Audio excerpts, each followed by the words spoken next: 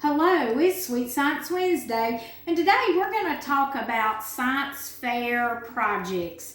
Yes, you may have to end up doing a science fair project before you graduate high school. So just wanted to fill you in on a few things that you might consider. After watching all the Sweet Science Wednesday videos, experiments that I have done, it's an experiment that you do over time. Sometimes it might take you 2 months to do these projects, but nonetheless, the first thing you need to do is have a calendar. You need to start thinking about what your question is going to be, what kind of problem you're going to solve. I will share with you, one of my own children had a science fair project, and she planted beans. She had 4 cups of beans, and she wanted to see what liquid helped the plants grow the best.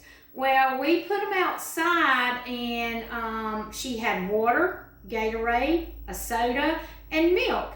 And needless to say, we had a little visitor with a cat that every time turned around that she would water her plants, somehow or another the one with the milk went and spilled over.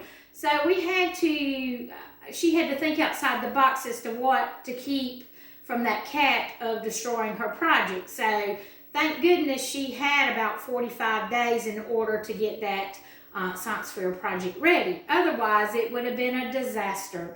So you see, when you're thinking about science fair projects, you need to think outside the box, because you'll have to try these experiments several times, no matter what it is. It can be something in the field of chemistry, biology, atmospheric science. The list goes on and on. So then once you decide what your question will be, you need to start doing your research and pulling literature information and research to make sure you've got all your materials pulled. You may have to look at different manuals and whatnot, but always keep a notebook so you can write those thoughts down. So the important thing is you have to form a hypothesis and plan your project. Set up a time schedule. Make sure you have all the materials that is needed for this science fair project. Conduct your experiments, as I said, several times, because in the case of the cat, she had to do that experiment several times. Make sure to record your data, whether it's through pictures or graphs or design, because you need to back up what you have researched and what you have experimented.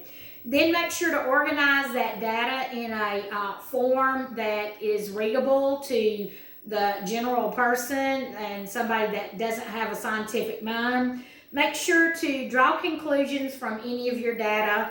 I can tell you, with that science experiment that my daughter did many moons ago, she found out water was the best liquid to water pea bean plants with. So, those science fair projects don't have to be hard to do. They can be simple and easy, but you can go above and beyond. Just depend on how creative you want to get with those projects. And then, of course, once you've got all your data pulled together, then you'll have to create a board. You want it to be colorful, but you want it to be precise. You want it to be organized. And who knows, you may end up winning the science fair project. So for this first week of 2022, we want you to think outside the box where science is concerned, because, as I've said in the past, experiments are experiments. Sometimes they work and sometimes they don't.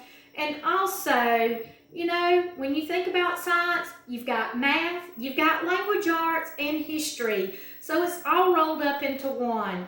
I want you to enjoy science, because it is a lot of fun. You never know. You might get interested and become a world-renowned scientist, but it's up to you and what you do with science. So get creative. If you've got any food for thought or want any ideas as to some projects, I can throw a few out your way and get started on those science fair projects, because science is a lot of fun.